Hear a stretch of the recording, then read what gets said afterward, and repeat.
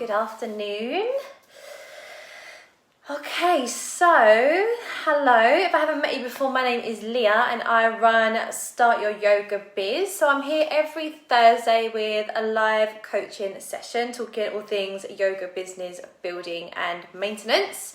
And I also send out a weekly coaching email. So if you're interested in grabbing hold of the coaching email, make sure that you are on my mailing list. So as you're joining, feel free to say hello, let me know where you are. I'm going to wave back when I can in the group just while everyone's getting in. Hi, Mary. I've got Move In Mindfulness Yoga. Hello, nice to see you. So I was just saying, hi, I'm Leah. If I haven't seen you already in a live or if I haven't met you face to face, I run Start Your Yoga Biz. I'm here every Thursday with a live coaching session and I also send out a weekly coaching email.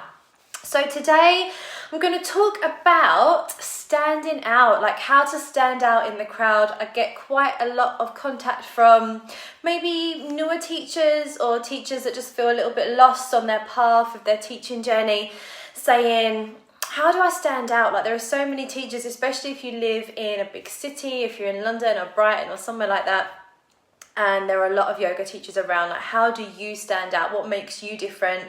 Why are people going to come to your class? And I know it can feel like it's a bit of a free-for-all, isn't it? Especially in the beginning, and you just start kind of grabbing any class that you can just to make sure that you've got some work coming in. But today I want to talk about really focusing on making sure that you stand out as a teacher, especially a teacher of expertise, your area of expertise, okay? So there are going to be teachers in your area, even if you're a new teacher or you've been teaching for a while, there are going to be some teachers in your area where you know their classes are always full.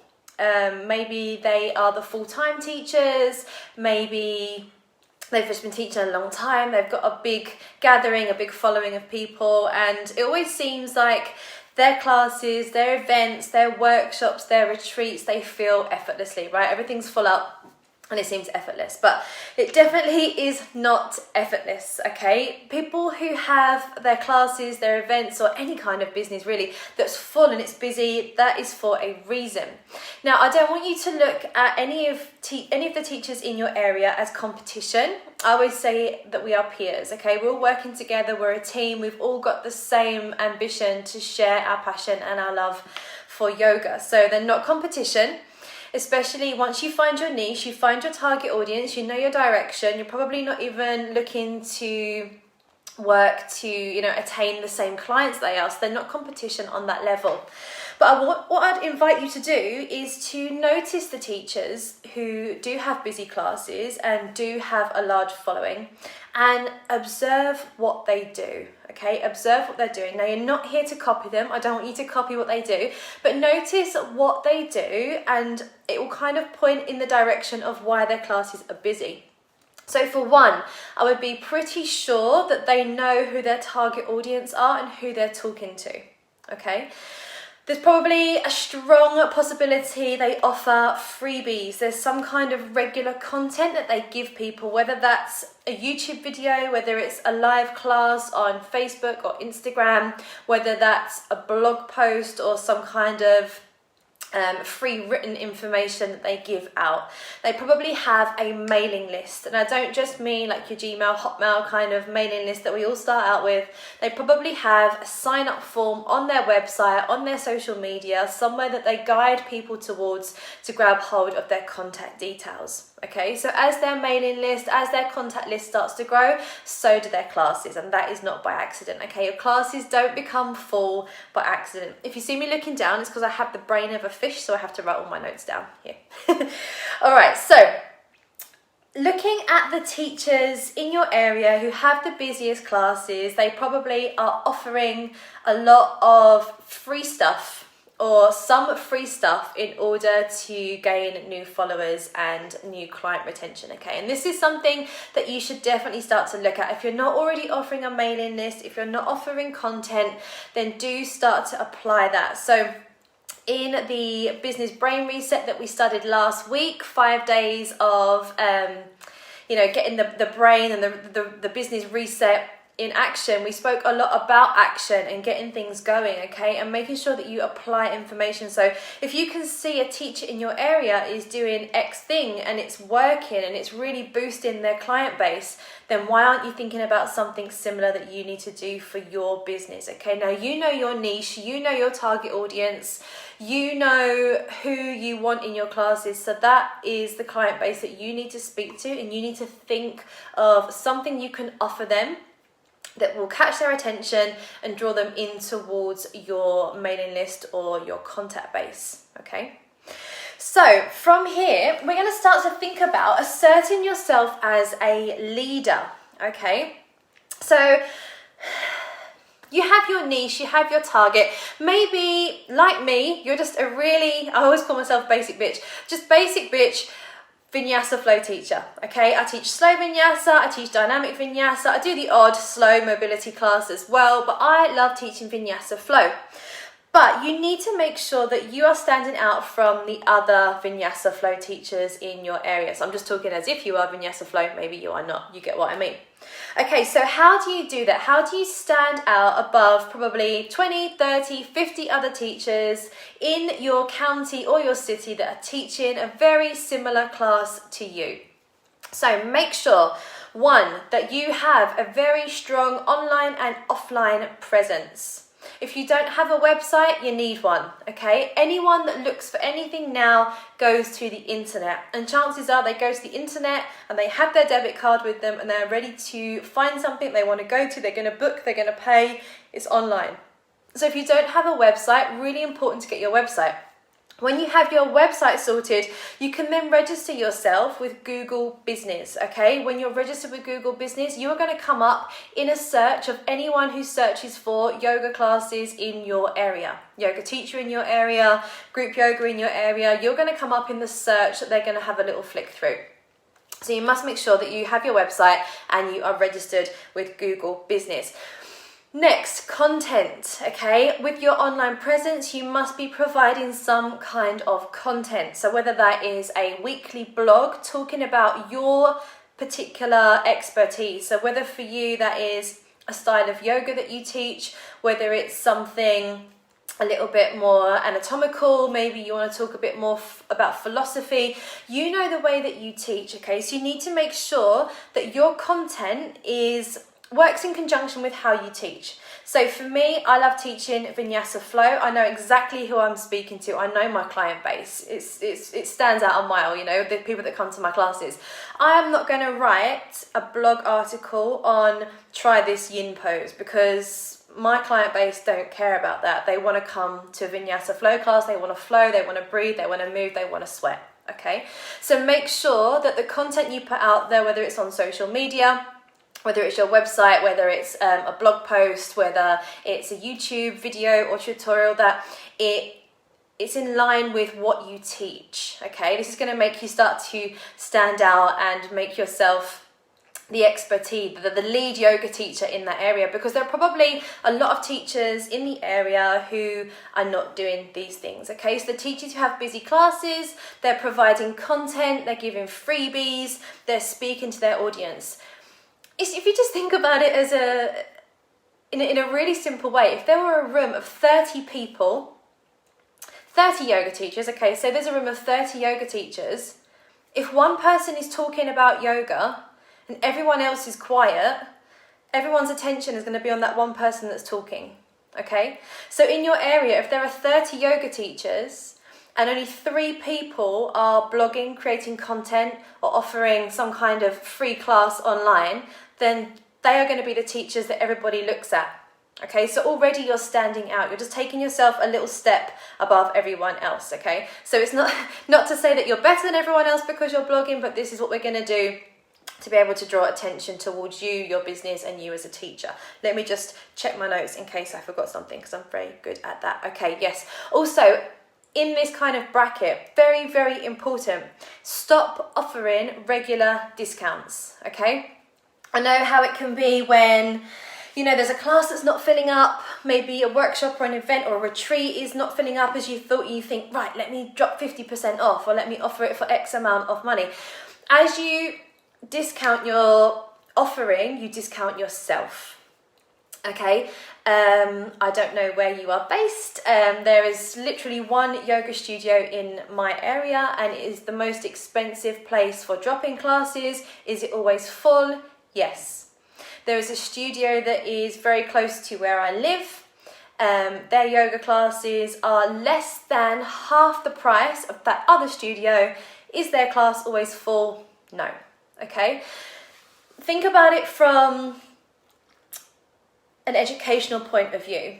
When you looked into your teacher training, you wouldn't have gone with the cheapest training, would you? You wouldn't have said, oh, I'm going to go for that one because it's really, really cheap and that means I can save money. You would have gone for the one that you think, it might have been mid-range, it might have been the higher end, where you thought, okay, this is obviously going to be run by people that really know what they're doing. And it's exactly the same with your class.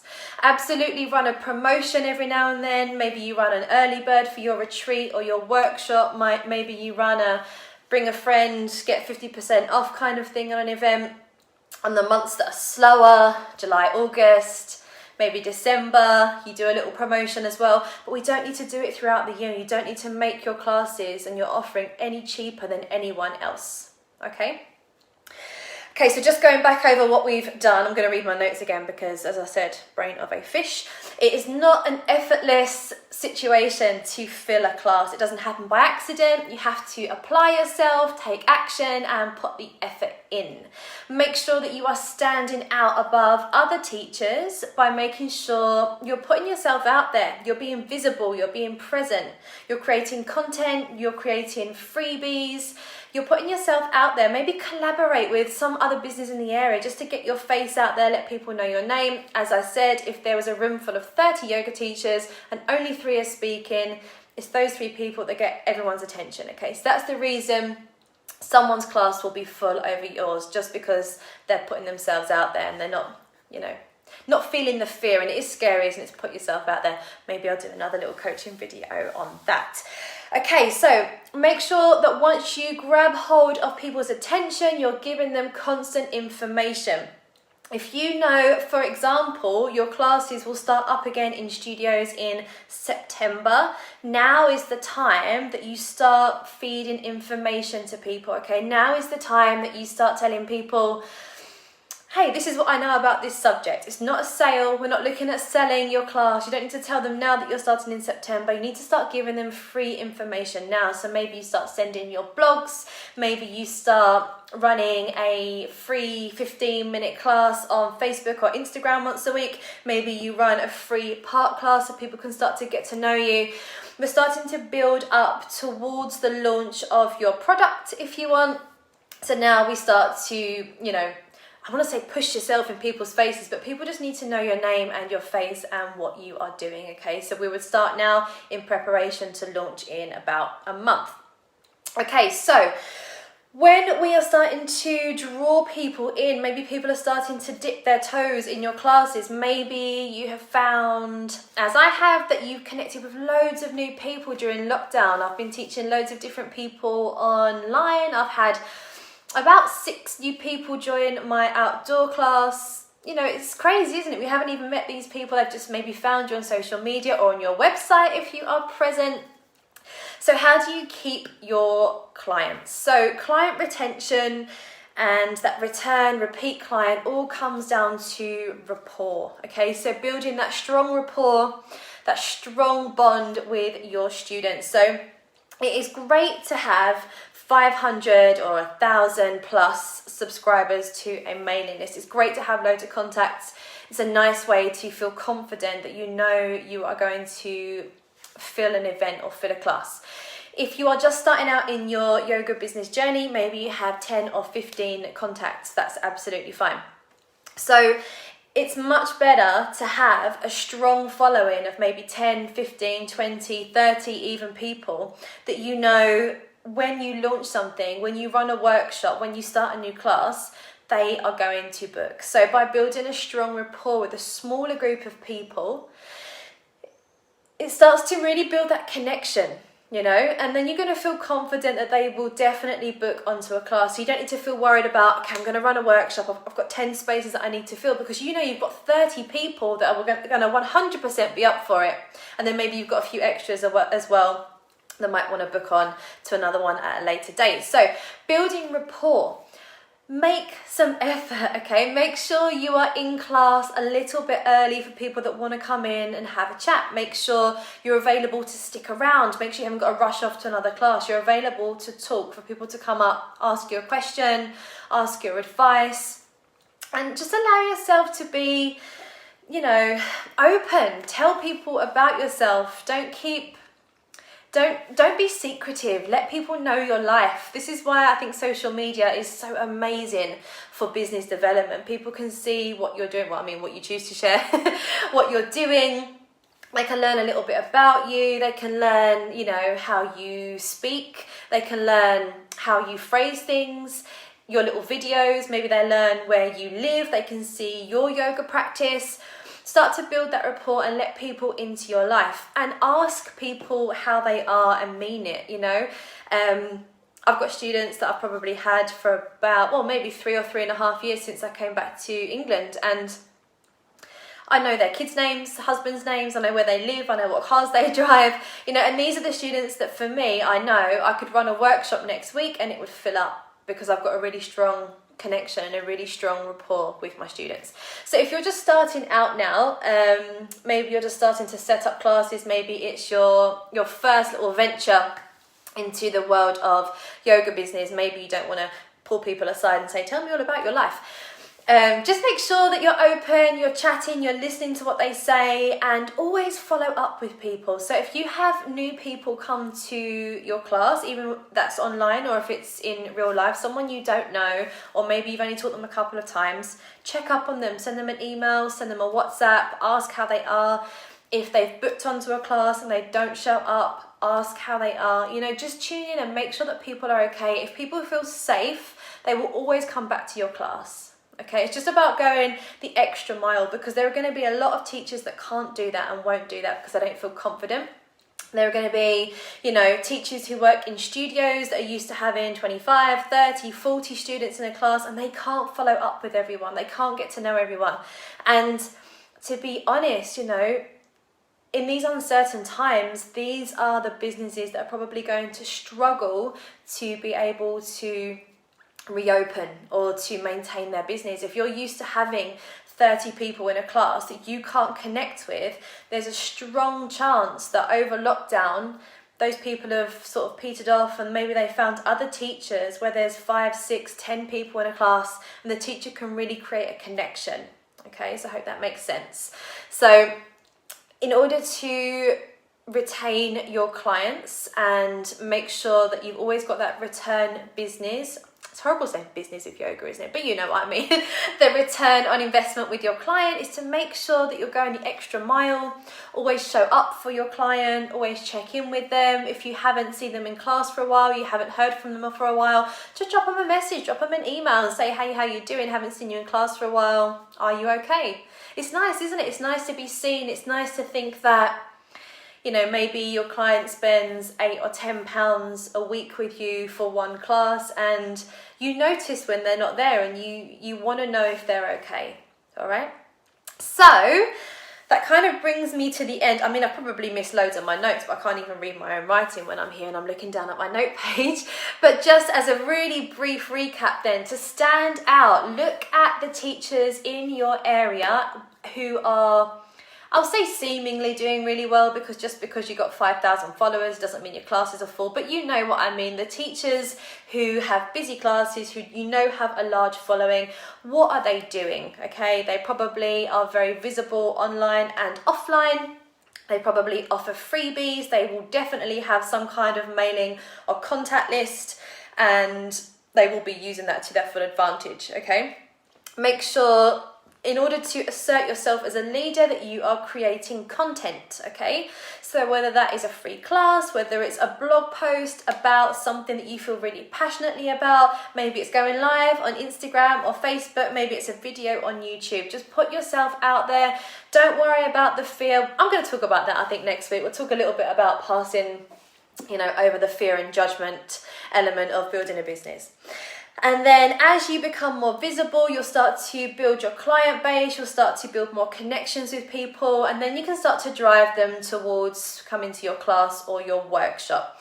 Once you have your client in your workshop or your class, in order to be able to retain them and get that repeat subscription, that repeat business with them, make sure you're going the extra mile, okay? Check in with them, have a chat, get to know them, let them get to know you. Don't really think of it as, you know, I come into my class and I teach and that's it and I leave. I know that can be quite hard when we're teaching in gyms and studios and you feel like they don't really give a shit about you, and you just turn up, you do your class and you feel like you want to leave because you're not really appreciated. But just get to know your clients, get to know the people that are coming to your classes. Remember, they are coming for you, okay? So whether it's a beautiful studio or an amazing gym, or they just get a really good package of the membership of the centre that you teach at, they are coming to your class because they love working with you, okay? So I hope that was helpful. Let me know if you have any questions. You can always feel free to write in. I know I do get a bit distracted and I chat a lot, but you can always drop in a little question. If you want to write one now, feel free to do so. If not, I'm going to leave this video up on my IGTV and in the Facebook group. So if you want to comment or you want to ask a question, please feel free to do so, or you can drop me an email, leah@startyouryogabiz.com. So I'll be back next Thursday, maybe at a slightly later time. I will let you know. Yeah, I'm going to talk about, you know, facing fear and the fear of judgment next week, because I know that's a bit of a shitty topic, isn't it? We definitely should be looking at that. All right, so I hope you have a lovely afternoon wherever you are. It's beautiful here in London, so I hope you're enjoying some sunshine, and I will see you again next week. See you later, guys. Take care. Namaste.